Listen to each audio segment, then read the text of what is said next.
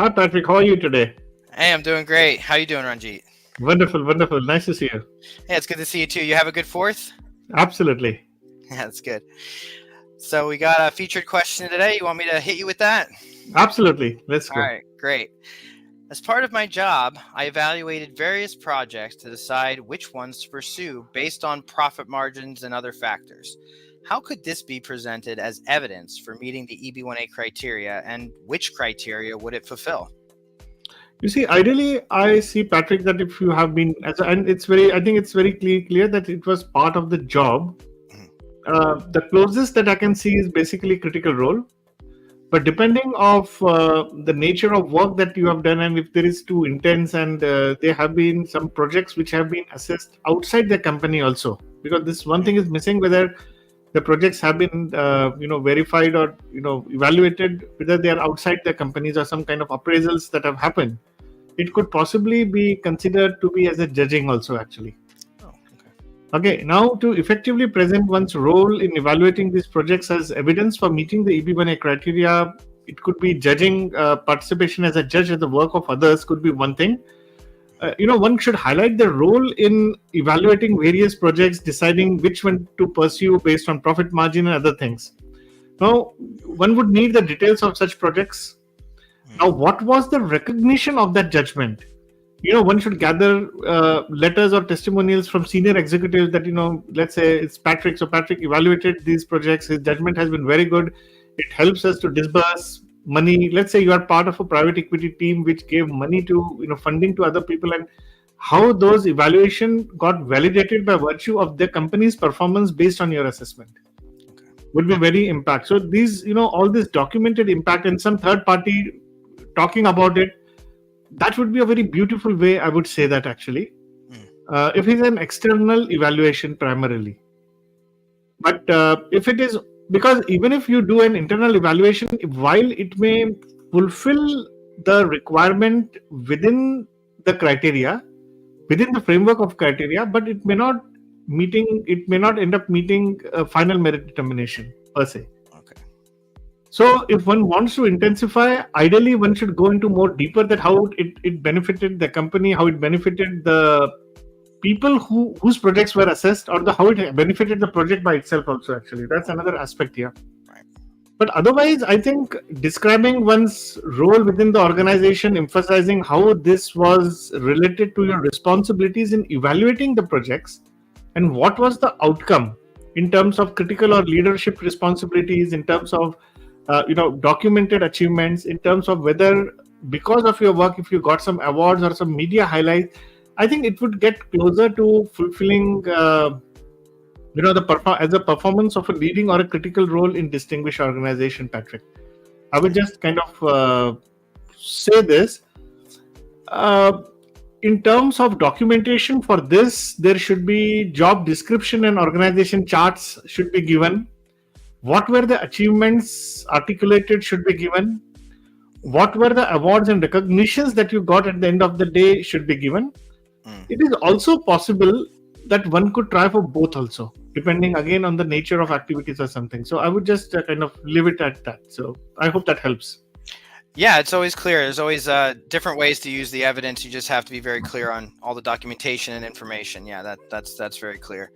So for the next question, anonymous member asks, I'm an MMBS doctor who is preparing for the United States medical licensing examination.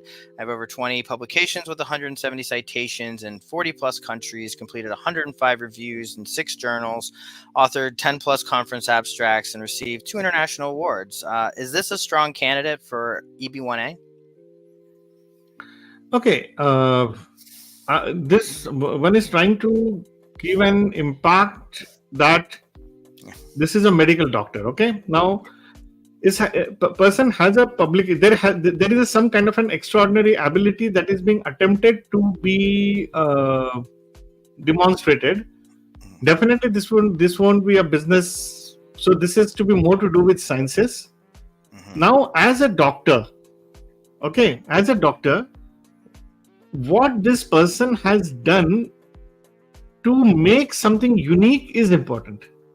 It's not that just having a publications or citations. So for example, if this doctor is, let's say, a plastic surgeon, Now he may have devised a new, because I don't know what the publications are all about or why the citations are for. Right. Now, if the doctor is, let's say, or nephrologist, a kidney specialist, or something, or a diabetic, kind of this thing, or a cancer specialist in oncology. Right. So there could be potentially a new techniques that have been devised, and that has helped thousands of people. Right. Now, what is that needs to get articulated? And the person appearing for USMLE examination is more akin to the fact that what he will do in the USA if given a chance. Having a license is good. I just have one thought process that attempt is very good, but by itself having 20 publications or 170 citations in 40 plus countries and everything may barely meet the criteria, possibly, but may not fulfill the requirement of totality, sustained acclaim. That what have you essentially done to not as an achievement, to create that kind of an impact factor in life. So that benefited a huge. You see, when you think of a doctor as an extraordinary ability, there is a certain image in mind. Do you meet that imagery which is there? That would be my take on this. Otherwise, this may, because we have seen typically a lot of cases, Patrick, and you are aware of it, even in the program, people have joined us which having even 8 criteria as approved, 3 criteria as approved, 5 criteria as approved, but do not get. This could, my worry is that if those things are not addressed properly in a petition, this could become a very, this may become a case akin to that, which I would not be very happy to see. But yes, one needs to go a little deeper to understand this, but that would be my answering a very specific question. Right. It looks to me there is a very promising case. Yeah, definitely could be work to be done, but there's a lot of great information there. So yeah, definitely could be strong. Wonderful. So anonymous member asks, I have a bachelor's degree in international relations from my home country and master's degree in international law from the USA. I am planning to enroll in a PhD program and need to apply for an EB1A next year. I fall under the rest of the world category. Could you recommend which type of PhD program I should consider? I'm guessing they mean in regards to EB1A as well. Absolutely. I mean, this is not a. Please understand that EB1A is not a function of your degrees. It's because by virtue of your extraordinary ability. Now, if you have done a bachelor's degree in international relation and you are planning to apply for a PhD, I'm not very sure directly you can go for PhDs because I think one needs to have a master, but I think there might be some integrated programs that might be fulfilling. But having said this, if it is an international relation is your degree, what is the extraordinary ability, expertise that is shining up? I am not very sure. Being a PhD will not qualify automatically for EB1A, and there is nothing such as rest of the world category. Yeah, it's for the world. I mean, it's for the people who are not US non-citizens essentially. Right. So rest of the world means it is for everybody. The rest of the world. If you're American, you don't need green card or anything here like this. Having said this, I think one needs to go into more specific that what has been the nature of work that person has done so far. Sure. PhD, if PhD were a direct kind of qualification for that, then I think things would have been much more easier. But in future, if a person is wanting to do PhD, become a professor, and there is some kind of an extraordinary, some kind of a, one gets citations or other things, it may be a good case for EB1B possibly. But I think for EB1A, we need a lot more data points to comment on here. For sure. I can see that.